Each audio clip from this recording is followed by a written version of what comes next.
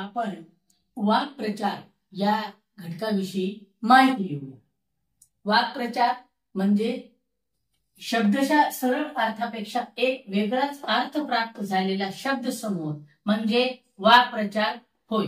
यामध्ये आपण बोलत असताना किंवा वेगवेगळ्या प्रसंगामध्ये खूप मोठा मजकूर सांगण्यापेक्षा छोटासा एक शब्द समूह वापरावा, जेणेकरून त्या मजकुराऐवजी तो शब्द त्या ठिकाणी योग्य होईल।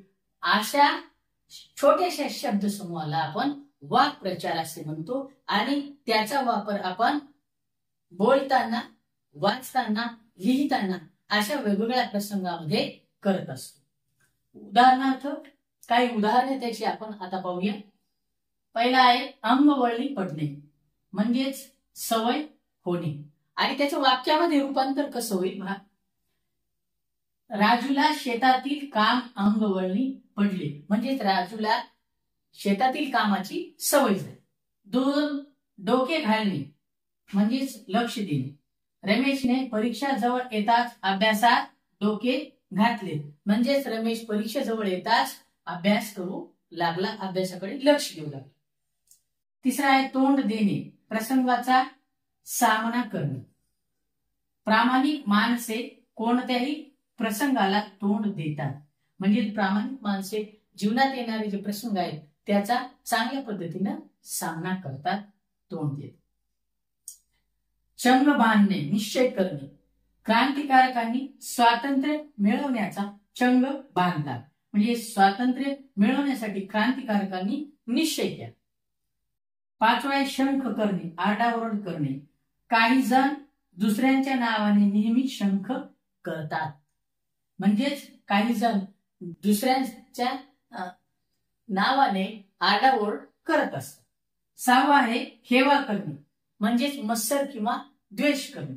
मित्राची प्रगती पाहून कैलास त्याचा द्वेष करू लागला म्हणजे दुसऱ्याची प्रगती पाहून कैलास त्याचा द्वेष मत्सर करू लागला म्हणजेच हेवा।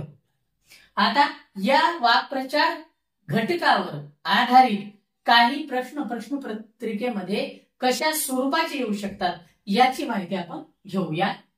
पहिला प्रश्न आहे वाक्प्रचाराचा योग्य अर्थ सांगा। यामध्ये पहिला आहे हेळसांड करणे। आता हेळसांड करणे म्हणजे नेमकं काय, त्याचा अर्थ आणि त्याचे पर्याय कोणते ते आपण पाहू। दुर्लक्ष करणे, सांडासांड करणे, मत्सर करणे, द्वेष करणे। म्हणजे हेळसांड करणे म्हणजे कोणत्याही गोष्टीकडे लक्ष न देणे म्हणजेच दुर्लक्ष करणे, म्हणून यातील दुर्लक्ष करणे हा पर्याय बरोबर आहे। त्यानंतर दुसरा आहे योग्य वाक्प्रचार निवडा। योग्य वाक्प्रचार दिलेल्या वाक्यासाठी असणारा योग्य होणारा वाक्प्रचार आपल्याला निवडायचा। वाक्य आहे कोपऱ्यात पडलेल्या लाडूवर सर्व मुंग्यांनी काय केलं, तो लाडू खाल्ला म्हणजेच त्याचा अर्थ असलेला वाक्प्रचार कोणता आहे हे आपल्याला पाहायचंय। अ हल्ला करणे, ब ताव मारणे, क ताव काढणे, ड मार्गक्रमण करणे। सर्व मुंग्यांनी तो लाडू खाऊन टाकला म्हणजेच त्या लाडूवर ताव मारला म्हणजेच ताव मारणे हा या ठिकाणी वाक्प्रचार। तिसरा प्रश्न आहे अधोरेखित शब्दाचा अर्थ सांगा। वाक्यामध्ये दिलेला जो अधोरेखित शब्द आहे त्याचा वाक्प्रचाराच्या दृष्टीने अर्थ आपल्याला सांगायचा। वाक्य आहे जीवाचे रान करणे। तर यातील जो रान हा शब्द दिलेला आहे त्याचा अर्थ आपल्याला वाक्प्रचाराच्या दृष्टीने शोधायचा आहे। पर्याय आहेत 1 चैन, 2 शेत, 3 पीक, 4 कष्ट। जीवाचे रान करणे म्हणजे भरपूर कष्ट करणे, यासाठी चौथा जो आपला पर्याय आहे कष्ट हा पर्याय योग्य ठरतो। चौथा प्रश्न आपल्याला चौथा दिलेला आहे वाक्प्रचार पूर्ण करण्यासाठी योग्य शब्द निवडा। दिलेल्या वाक्यात योग्य असा शब्द टाकून तो वाक्प्रचार पूर्ण होईल असा शब्द आपल्याला शोधायचा आहे। वाक्य आहे लष्कराच्या टिंब भाजणे। अ पोळ्या, 1 पोळ्या, 2 भाकऱ्या, 3 जखमा, 4 पाठ। तर वाक्प्रचार मध्ये लष्कराच्या भाकऱ्या भाजणे असा वाक्प्रचार असतो. म्हणून ऑप्शन 2 पर्याय क्रमांक 2 हे या ठिकाणी बरोबर आहे.